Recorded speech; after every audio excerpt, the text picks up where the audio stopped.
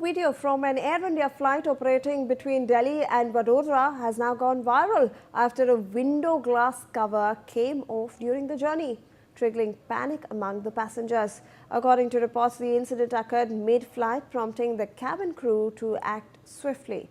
Passengers seated near the affected window were immediately moved to safer seats, and the crew ensured that the situation remained under control. The flight continued its journey and landed safely at Vadodara Airport without any reported injuries. So we are getting to know now that this was an incident that took place on an Air India flight that was operating between Delhi and Vadodara. We are also getting to know that a window glass cover came off during the journey. The passengers obviously were panicking. However, we are getting to know through reports that this happened mid-flight. Then the cabin crew actually acted swiftly. The passengers who were seated near the affected window were immediately moved to safer seats. And remember that this flight then continued its onward journey towards Vadodara and also landed at the Vadodara airport without any reported injuries from the passengers. So swift action taken over there by the flight crew.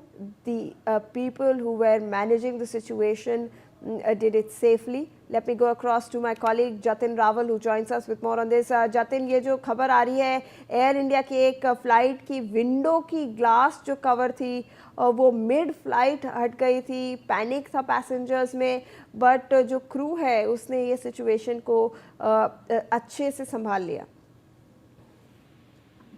जी देखिए, बिल्कुल आपको बता दूं कि जिस तरह से जो कल जो दिल्ली से जो बड़ौदा के लिए जो फ्लाइट आ रही थी एयर इंडिया की, उसमें जो एक पैसेंजर के ध्यान में आया कि जो वहां पर जो बैठा हुआ था कि ग्लास विंडो जो है वो निकल गई थी और उसी समय लोगों में जो है वो हड़कंप मच गया था, क्योंकि लोगों के जहन में एक ही बात आ जाती है। क्योंकि अभी 1 साल पहले की बात है, 1 साल पहले जो 12 जून को जो अहमदाबाद में जो प्लेन क्रैश हुआ था, जिसमें तकरीबन 260 से भी ज्यादा लोगों ने अपनी जान जो है इसमें गंवाई थी।